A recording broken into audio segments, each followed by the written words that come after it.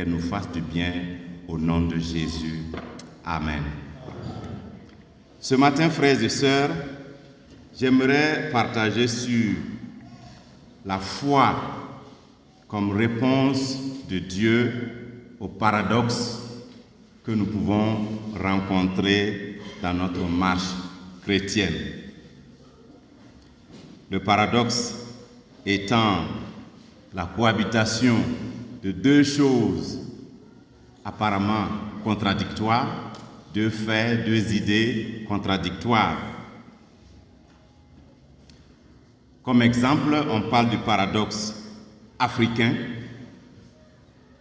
un continent riche en ressources naturelles.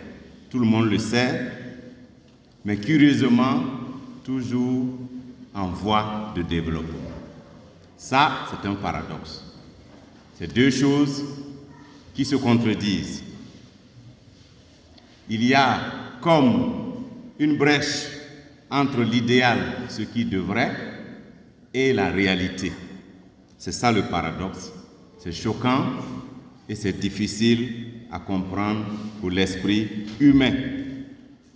Et même dans l'écriture, il y a plein de paradoxes. Parce que la logique de Dieu est souvent un paradoxe pour l'esprit humain. La raison humaine étant en difficulté face à la vérité de Dieu. D'où notre besoin permanent de révélation, notre besoin de la grâce en permanence. Nous pensons, nous, que nous devons comprendre toutes choses, mais l'Écriture nous dit qu'il nous faut plutôt croire. Et je bénis Dieu pour le credo que nous venons de réciter encore ce matin.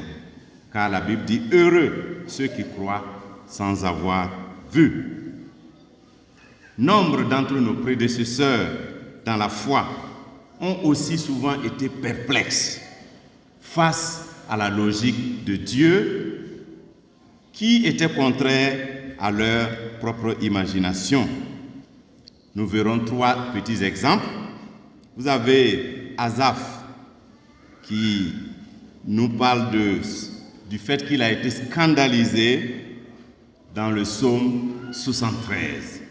Il ne comprend pas la bénédiction du méchant, il ne comprend pas la souffrance du juste. C'était un paradoxe auquel il a dû faire face. Il dit « J'ai failli tomber, j'ai failli glisser dans ma foi, j'ai failli me tromper parce que lorsque j'observe, je vois que le méchant, celui qui se fout pas mal de Dieu, il s'en sort. Il a de l'embonpoint, il a de la bénédiction, jusqu'à sa mort, il ne souffre absolument de rien. Et de l'autre côté, tu as le juste qui prie, qui cherche Dieu, qui jeûne, qui se bat, mais qui est toujours à la traîne, qui est toujours dans des situations complexes et compliquées. Et donc, c'était un paradoxe dans la vie de ce saint, mais qui finalement a trouvé la foi et a résolu le problème. Gloire à Dieu. Nous avons aussi l'exemple d'Abraham. Abraham que Dieu appelle dans Genèse chapitre 12. Vous pouvez lire tous les chapitres qui suivent. Dieu lui dit dès le début, « Je t'ai choisi, je te bénirai, je ferai de toi une grande nation, et toutes les familles de la terre seront bénies à travers toi. » Abraham comprend qu'il aura une postérité nombreuse, mais plusieurs années s'écoulent. L'enfant ne vient pas. Il était encore seul avec sa femme. Tous les deux, ils étaient en train de prendre de l'âge. À un moment donné, il s'est arrêté, il a dit à Dieu, mais voici, je suis en train de partir sans enfant. Dieu, qu'est-ce qui se passe? qu'est-ce qui va se passer avec toutes ces belles promesses? Ces promesses sont belles, mais la réalité est là. Je suis sans enfant. Mais la logique de Dieu n'avait cependant pas changé. Les promesses de Dieu n'avaient point changé. Même après que Abraham et sa femme vont se combiner pour faire un enfant derrière le dos de Dieu, Dieu n'a pas changé sa parole. Dieu n'a pas varié sa promesse. Mais ce que Dieu voulait, c'était de conduire Abraham à la foi. Et donc, finalement, après plusieurs péripéties, Abraham crut et Dieu tint sa parole. L'enfant promis est finalement venu. À Dieu la gloire. Venons-en maintenant à Gédéon, le texte que nous venons de lire. Gédéon, c'est un jeune homme qui a grandi dans cet environnement religieux et qui a entendu tous les éloges que leur père faisait des exploits de Dieu dans la vie de son peuple, dans la vie d'Israël. Ils ont raconté comment Dieu avait délivré son peuple à travers signes et miracles. Et donc, pour lui, cette réalité était peut-être un souvenir lointain, parce que sa réalité à lui contredisait tout ce qu'il avait entendu. Alors, la Bible dit que le peuple d'Israël était sous domination madianite, et donc Gédéon devait mettre du froment à l'abri. Il était prudent, il était réaliste, il battait son froment pour le mettre à l'abri de Madian, quand l'ange de l'Éternel vint vers lui. Et l'ange de l'Éternel va lui dire, « Vaillant héros, Dieu est avec toi. » Paradoxe. Il ne comprend pas. Il est choqué. Il ne comprend pas ce que Dieu dit. Il dit, mais Seigneur, si Dieu était avec nous, toutes ces choses qui nous arrivent, est-ce que cela allait avoir lieu? D'ailleurs, où sont les prodiges que nos pères nous ont tant comptés?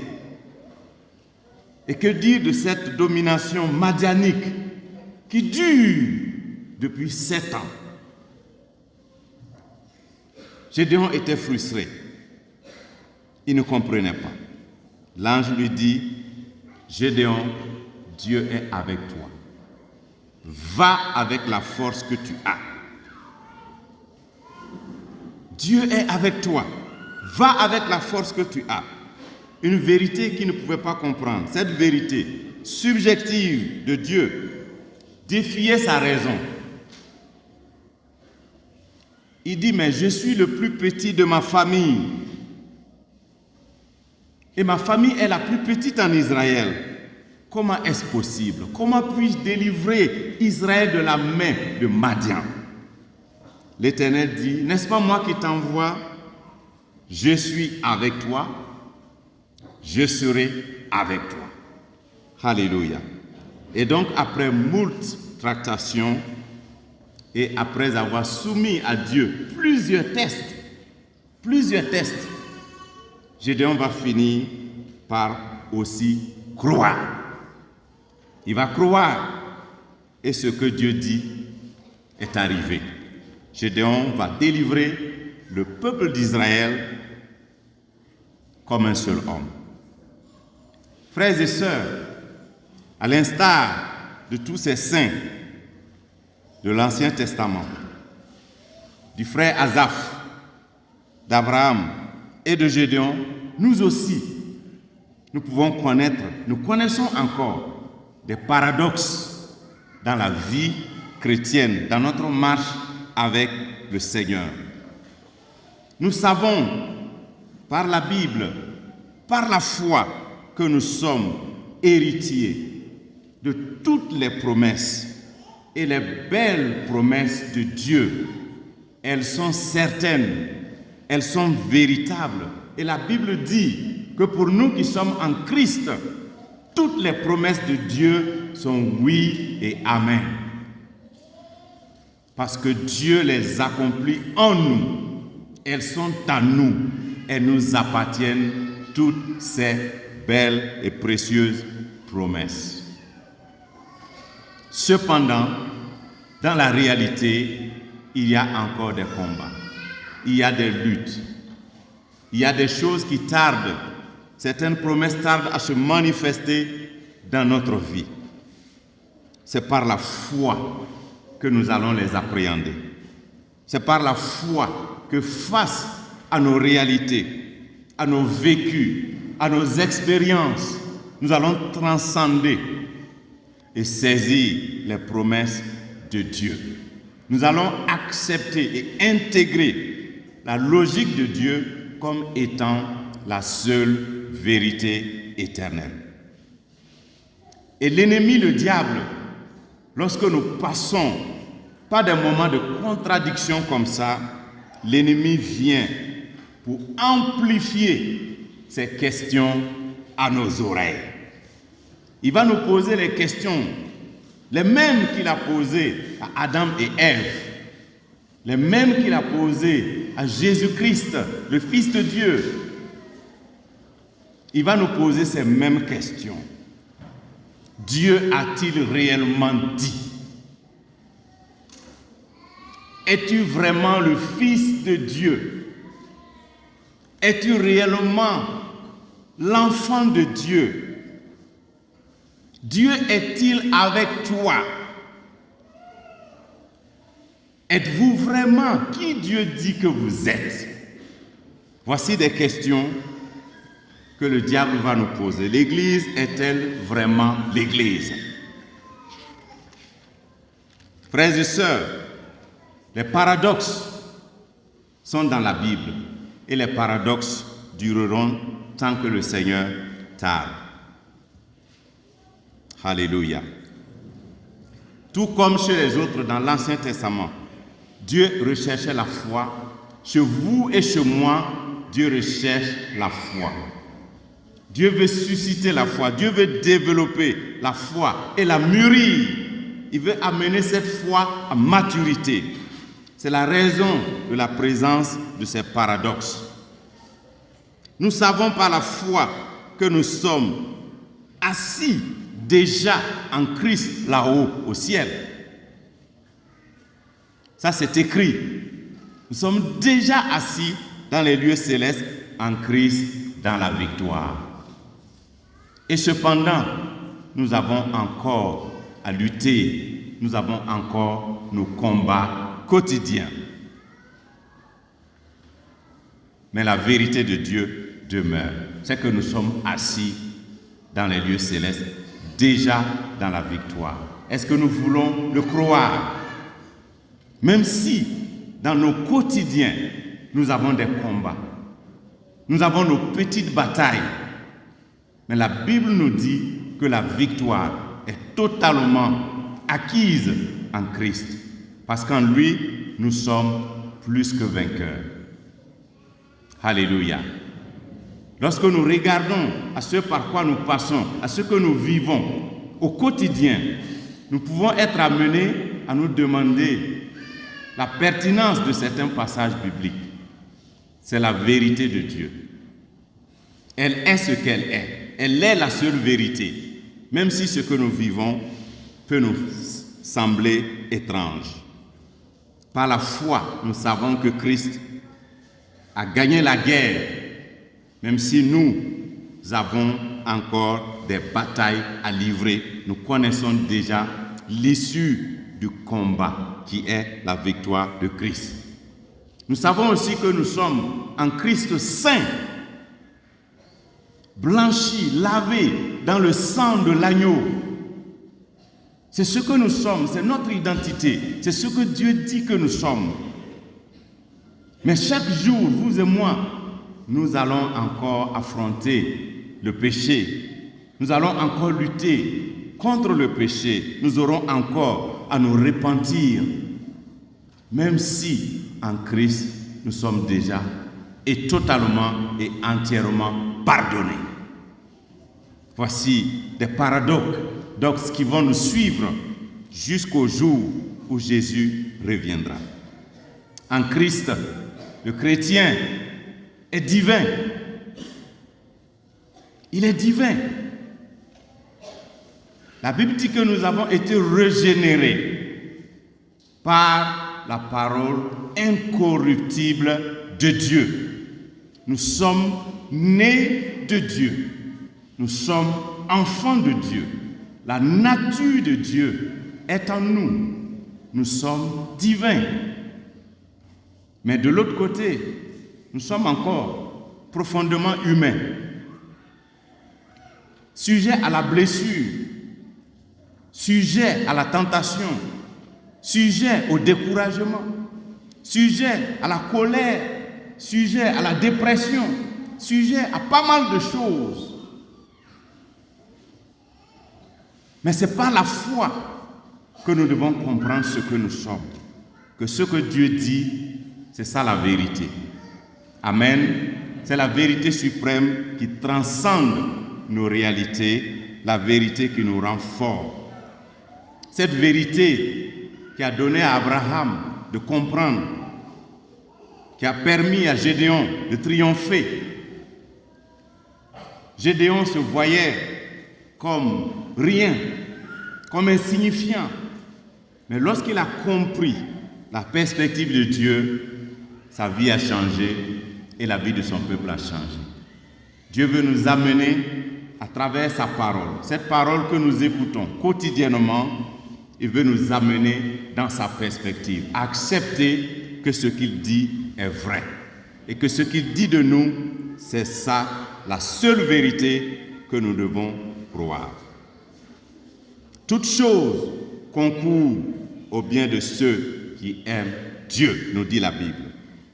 En tout et pour tout et partout, Dieu cherche en chacun de nous à susciter et à mûrir la foi. Par la foi, ces promesses s'accomplissent dans nos vies. Par la foi, la logique de Dieu peut aussi finalement devenir notre propre logique. Nous devons accepter la logique de Dieu et l'intégrer. Et cela, c'est à travers la foi. Il nous faut croire. À la suite de Christ, et contrairement à Ève, nous pouvons dire, il est écrit. Il est écrit. Et c'est vrai. Je sais que c'est vrai. Il est écrit. Que Dieu m'aime. Que Dieu est avec moi. Que je suis plus que vainqueur. Que je suis guéri. Il est écrit. Que je suis déjà assis dans le ciel en Christ. Il est écrit. Je dois l'intégrer. Je dois le croire. Je suis un enfant de Dieu. Je suis saint. Alléluia. Même si j'ai encore des luttes. Gloire à Dieu. Que Dieu vous bénisse, chers frères et sœurs. J'aimerais qu'on termine en chantant ce chant. Je ne sais pas si vous le connaissez. C'est le refrain que je viens de répéter. Oh oui, c'est vrai. Je sais que c'est vrai. Il est écrit, cela suffit. Que Jésus m'aime, ô bonheur suprême, la Bible me le dit. Alléluia. Si vous connaissez ce cantique, j'aimerais qu'on le chante ensemble pour terminer. Et j'aimerais prier après. S'il y a des gens qui passent par des paradoxes, j'aimerais prier. Alléluia.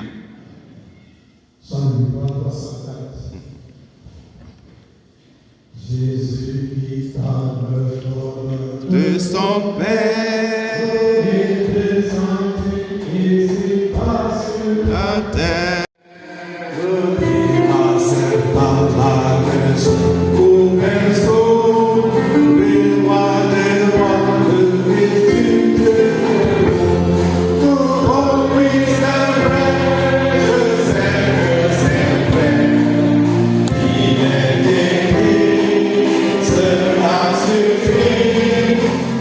Jésus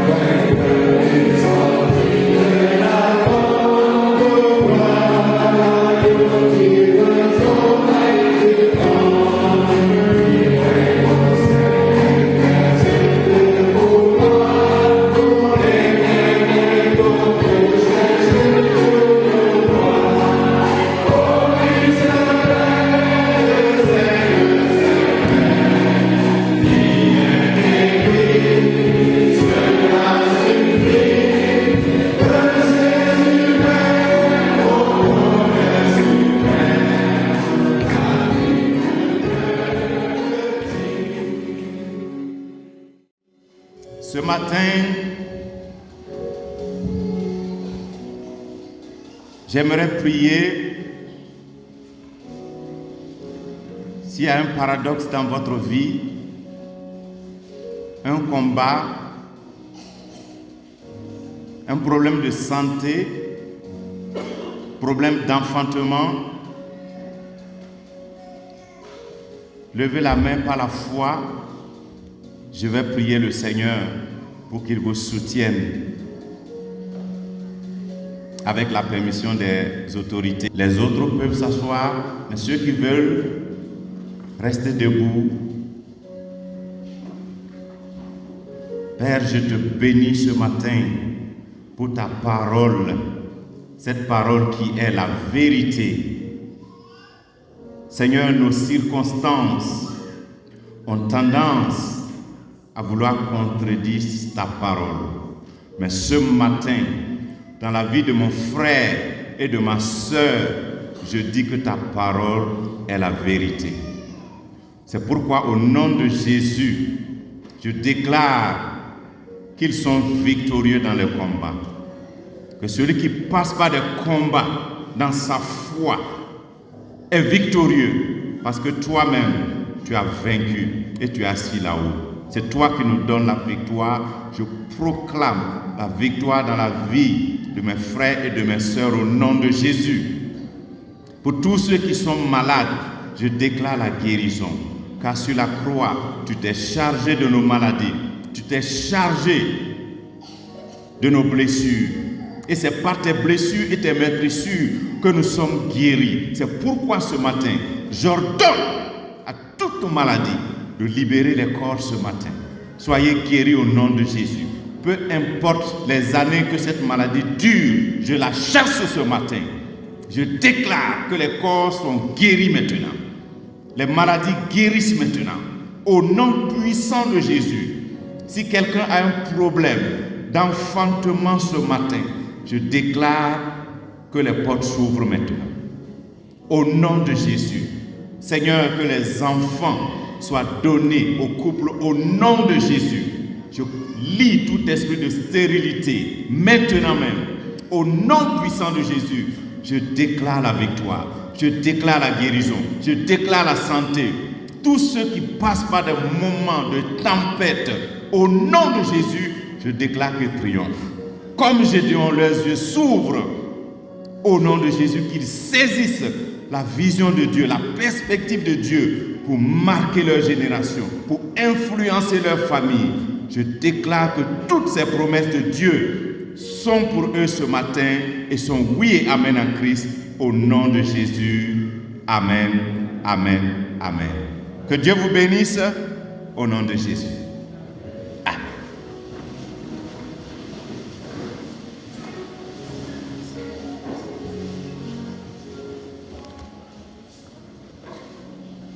Le moment est au témoignage.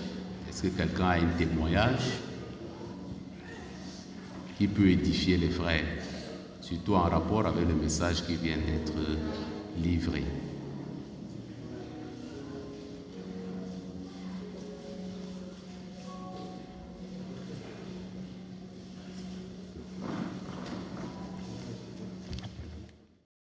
Culte, lorsque vous nous recevez, vous avez dit « Je suis content de te voir aujourd'hui ». Pendant que je chantais, moi je disais « Je suis content de vous voir aujourd'hui ». Mes frères, mes sœurs, que Dieu vous bénisse. Je saisis le temps de ce témoignage pour dire ce que j'avais à cœur de partager avec vous ce matin. Je voudrais remercier le pasteur pour le message, parce que nous sommes des hommes de paradoxe. Moi, je sors d'un voyage au Kenya, à Nairobi, où j'ai passé 2 semaines. Et j'ai vu les paradoxes entre le Cameroun et le Kenya. Je ne veux pas échanger sur beaucoup de choses, mais je dis une chose. L'aéroport au Kenya et l'aéroport au Cameroun Et dans l'aéroport, je vais prendre une seule chose, les avions. L'aéroport du Cameroun n'est pas le centième de l'aéroport du Kenya, en termes d'avions au sol. Parce que quand vous allez à l'aéroport ici, il y a seulement 2 avions. Si c'est beaucoup. Mais là-bas, ça dépasse même le stationnement de tous les bus qu'il y a ici, en termes d'avions. Je ne dis pas autre chose. Il a parlé qu'on parle de l'Afrique comme étant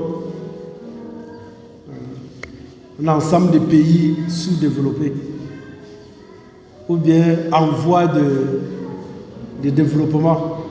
C'est parce qu'on ne veut pas seulement dire que c'est primitif. Parce qu'ils ne pensent pas que nous sommes même en voie de développement. Parce que quand vous voyagez dans les autres continents, pour que le développement là, atteigne ton village, nous tous qui sommes ici, là, ça sera quand? Hein? Ça sera quand? Tu te demandes. Et tu te demandes dans le paradoxe de paradoxe, si ceux qui nous quittent, qui voyagent, qui reviennent dans leur pays, s'ils sont un tout petit peu concernés par ce qui se passe, c'est paradoxal. Ça, c'est pour vous informer que j'étais en déplacement et voilà ce que j'ai vu. Mais pendant que nous étions en train de revenir, le couple qui nous a portés dans sa voiture m'a montré une école. Et c'est là où je dois attirer notre attention, nous qui sommes ici. Une école. Il dit que ça, c'est l'école des enfants pauvres. Et même nos universités n'ont pas le standard de cette école. C'est l'école des enfants pauvres. C'est là où je voudrais attirer notre attention sur ce que nous pouvons faire, comme Gédéon a fait. Quelle est la pensée?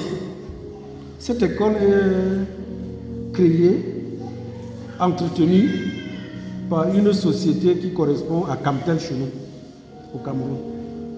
On va dans les villages, on cherche les enfants les plus pauvres, les enfants des pauvres. Et on décide de les scolariser. Et le but, c'est que si on prend un enfant dans un village, ce village doit changer avec cet enfant. C'est-à-dire que je n'arrivais pas à comprendre le concept. Pour dire que c'est possible. Voilà un pays qui pense que, ok, les enfants, c'est là, on va les prendre. Le monsieur travaille dans cette société et dit que eux, ils n'ont pas le droit d'envoyer leurs enfants dans cette école. Non. On part au village, on cherche un pauvre, on cherche le fils d'un pauvre, on l'amène dans cette école. Et quand il sort de là, il doit changer, son village doit changer. Ça dit que c'est possible, comme Gédéon a fait. Deuxième témoignage, dans le lot de ce que je veux dire, c'est que j'étais parti pour un séminaire sur la relation d'aide. Et comme le pasteur le disait, il y a 4 choses qui empêchent que nous soyons des chrétiens libérés. Nous sommes déjà sauvés en Jésus-Christ. Il n'y a pas de problème. Ça, il n'y a pas de problème. Mais 4 choses qui empêchent que nous soyons des chrétiens libérés. La première chose, c'est le péché. La deuxième chose, c'est les liens spirituels. La troisième chose, c'est les esprits démoniaques. Et la quatrième chose, c'est nos blessures intérieures. Ces 4 choses empêchent que tu vives comme un chrétien libéré. Le péché, les liens spirituels, les attaques démoniaques et les blessures intérieures. Ça, personne d'entre nous n'est à l'abri. Donc c'est un séminaire que je fais depuis 5 ans déjà, en dehors des 2 années de Corona. Et l'objectif, c'est que nous amenions cette vision ici au Cameroun. On a commencé en novembre dernier à tenir des séminaires. On aura une autre en novembre prochain ici à Yaoundé. Mais je voulais seulement nous faire comprendre que nous pouvons être libérés de tout ça et être des chrétiens victorieux, sortir des paradoxes. Amen. Vous croyez que c'est possible?